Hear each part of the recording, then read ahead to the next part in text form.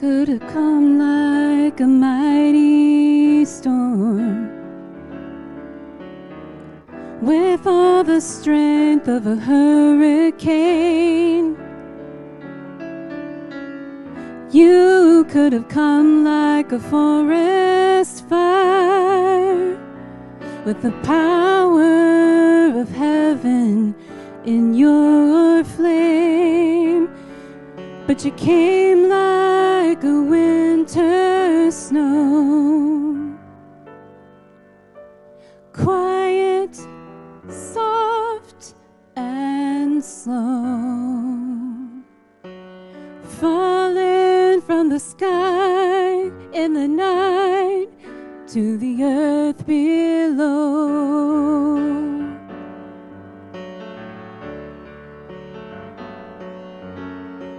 You could have swept in like a tidal wave, or an ocean to ravish our hearts. You could have come through like a roaring flood to wipe away the things that we've scarred. Oh, but you came like a winter snow, quiet, soft, and slow, falling from the sky in the night to the earth below.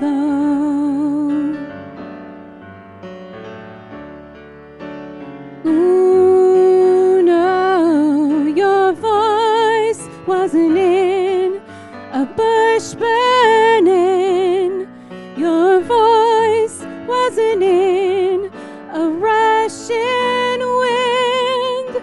It was still, it was small, it was hidden.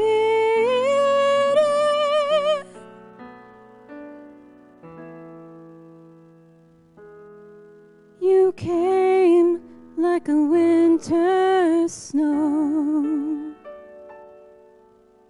quiet, soft, and slow, falling from the sky in the night to the earth below.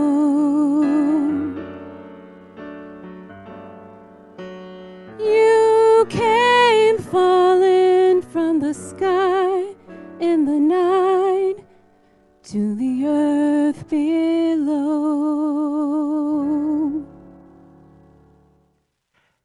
Jesus, Mary, Joseph. We say those three names in various ways, expressing various feelings. I mean, you can say Jesus, Mary, Joseph, and kind of like in disgust, like you've been insulted or assaulted. Or you can say Jesus, Mary, Joseph, like you saw something amazing you've never seen before. Those three names have caused all kinds of feelings and been expressed and used to share feelings many times over the years in the English language. But even beyond the English language, those three names have caused a confusion really about who they are. And the importance of knowing how to say those names, my friends, is what we know about this one's called the Holy Family, Jesus and Mary and Joseph. What we know about them says something about who we are and the faith that we place in for one who loves us most. And so this morning, as we begin to understand this Holy Family story, I want to begin by unpacking what are our two usual responses to the characters of this story. Particularly, sometimes we put so much virtue on them, wrongly that is, that we have some not so healthy responses to who they are. And then I want to end today with looking at this Holy Family and how God spoke into their mess, into their imperfections, and how God can do the same for us. But first, when it comes to what do I do with this virtuous family, there are some folks who simply will dismiss them. You know, they push them aside because they can't even imagine that the characters are real. These are what we call Christmas dropouts. They don't need to engage in the stories because, after all, what do they really mean and how can they really happen? Yes, that's one way to deal with that. And so, after all, they do know that Shakespeare was correct. Expectation is the root of all heartache.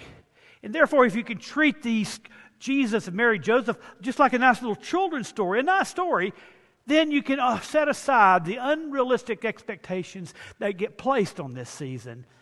And you just say, oh, go away. There's another way we deal with it. Well, I think some people do that. I think more people do this. And they strive. They strive for the perfection that they think they see in this holy family of Jesus and Mary and Joseph. Look at the way that we do Christmas, my friends. We think we have to have the perfect family gathering with rituals perfectly performed and everyone getting the perfect gift. And we do this all so perfectly because we want dearly departed grandmother to be pleased. And that perfection drives us to a place that is not beyond it's beyond unhealthy. It is unspiritual. Why do we do this? What's behind all this?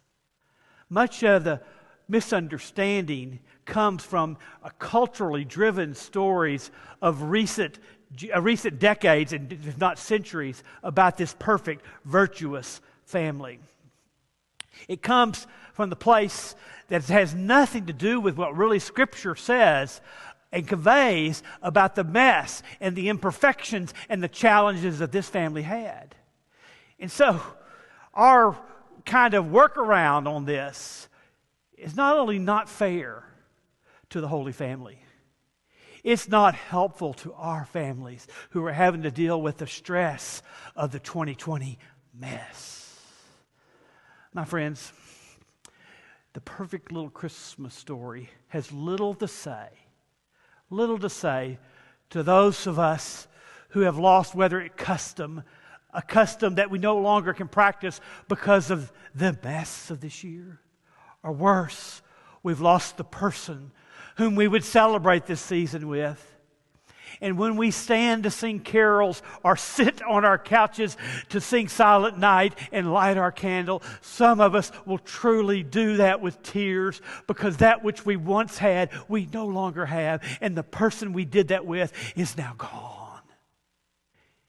And our romantic idealization of this story is not helpful for each other. The very stories that are meant to lift us up, done in that manner, can drag us down. Friends, comparing the ideal and the real is a zero-sum game. When we look into Jesus and Joseph and Mary, when you look at their stories, my friends, they weren't a perfect little family dealing with a perfect little Christmas. That was the very first perfect way of doing it. No. Look at it closely. Let's be honest and candid about it. They had a mess. And they were unsure what would happen at any moment in this journey. And so when you look at their story, bring your own little imperfect family into it. When you look at this story, look at the amazing provision that God offered in the middle of their mess. For God is definitely in the business then of making sure that which is messed up receives the necessary grace. And God just didn't do that then. God does that in all times, even now. But you have to look. You have to look closely at these stories. Let's start by looking at Mary. I mean, she's been so celebrated over the centuries, we've kind of covered up her real story. It seems to me that we do either one or two things with Mary. We venerate her or we offer pity to her. Because the truth of the story is this. This was a girl of near puberty. And now was going to experience an adolescent pregnancy and birth when the angel Gabriel announced God's intentions for her life. And yes, while she was betrothed, spoken for, this would have been a scandal. And the way that Mary deals with this is not only instructive, it is inspirational. This young girl carried in her womb the very love of God. And as she knows that she has carrying that in her womb, she hears in her ears the chatter of those who would talk about her because of her circumstances. Maybe some were well-intended. Many were just plain judgmental. But Mary had to decide that God meant good for her, despite what others have said. And we have to decide, we look to Mary to be inspired to do the same. Do you believe God means good for your life no matter what others are saying? Look at this Mary, my friends. She had plans for her life, her best plans. And in having these plans got interrupted by plans she could not have imagined on her own. Yet we see in her life one who was willing to wait for God's higher and holier ways, setting aside her lesser ideas. Do you have plans? Usually our plans we know can mess up faster than we can even plan. Are you willing instead to wait on God's plan? To wait in a way that God will see you through and not mess it up with your own getting in the way. That's what we learned from Mary. Look at this one called Mary. More than likely she was a single mom. Most of the historical accounts agree that Joseph died young. And she would have been left with this gaggle of children around her. But we see within her, as she shows up in the gospel stories, a spark that was able to handle this unusual situation of having to raise this family on her own. And after all, think about trying to raise these kids. She had one that was perfect, and I'm sure one or two of them didn't care to please anybody at all. But she found the spiritual energy each day in order to take care of this family. Do you believe? Are you a person who says God will give you what you need for the day? How do we pray it? Give us this day what? Our daily bread. That's the only way Mary could have gotten through. And last, about Mary, look at her. She had to let go. She had to experience the greatest grief and pain a mother could know. She had to watch her son die as a criminal, where she helplessly stood by loving him. And we see in this one called Mary what it is to, yes, experience great grief and still let go, knowing that God can do a new thing. My friends, it's from Mary that we learn that knowing God can do a new thing in our life is not just a good idea you heard in a sermon sometime. It has to be the guiding light of our life that will deal with the inevitable losses of our life. Look at Mary. Look at Joseph.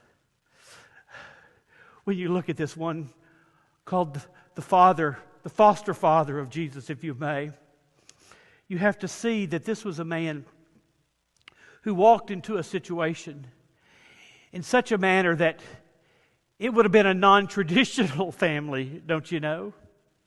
But what does he show us? He shows us the patience of dealing with this mixture of this non-traditional family. Joseph shows us that, yes, a caring presence and a steady voice can offer what a family needs, even though he himself was not sure about his own family until he heard the voice of God that we read in the text today. Look at Joseph. His virtue too was questioned, but he had faith in the truth. The truth, knowing it was eventually in the process of telling itself. Are you a person who can look at Joseph and walk the path knowing that the truth will eventually be told?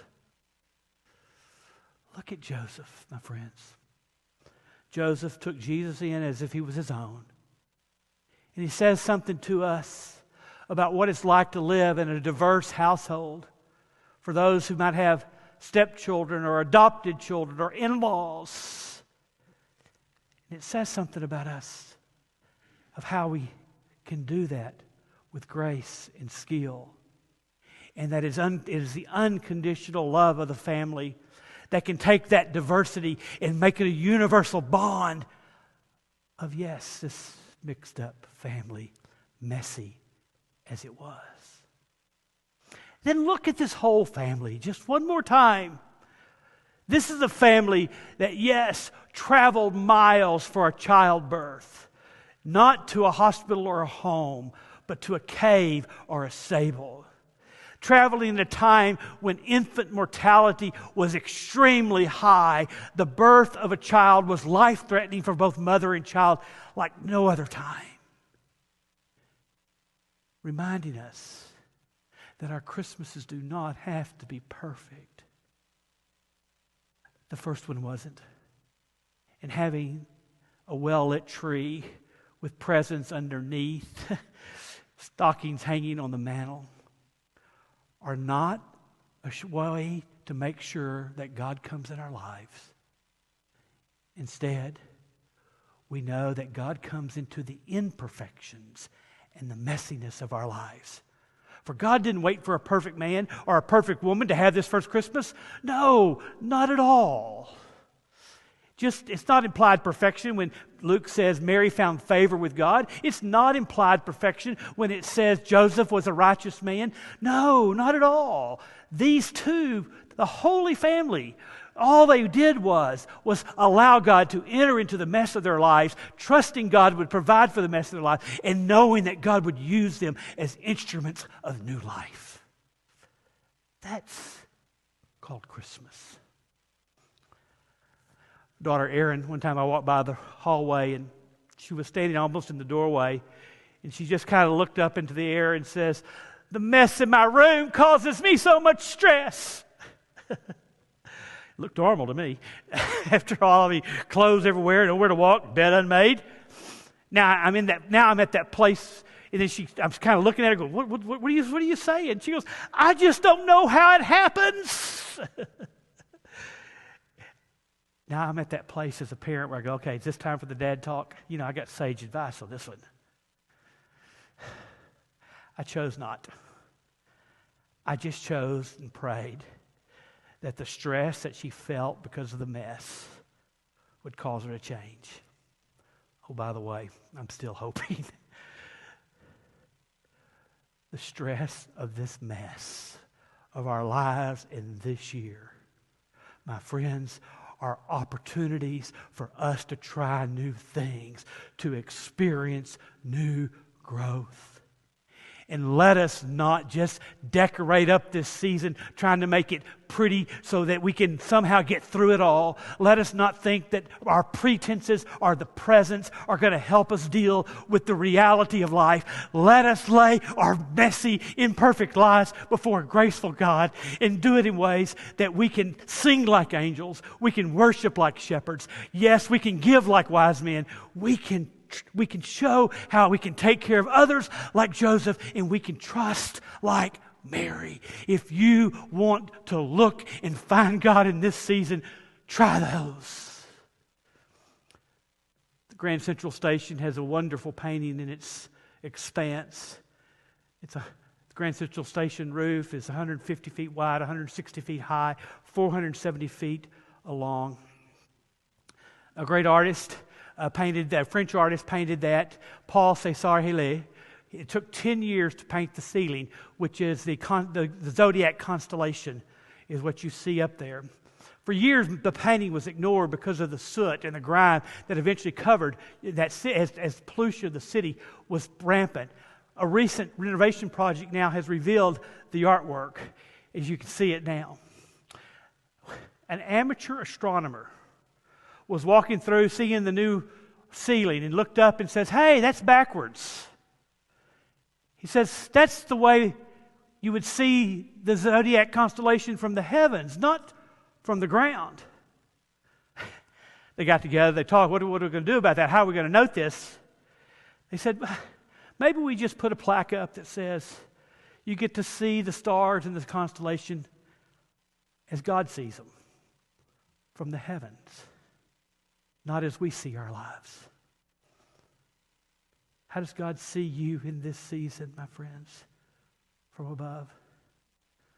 Yes, God knows of your struggle and your pain. God knows of the imperfections and the trials. God knows them so well.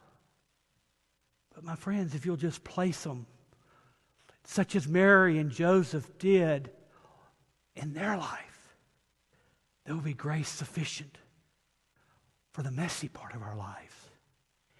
And you may find yourself saying those words differently. Words that will come tenderly from your heart.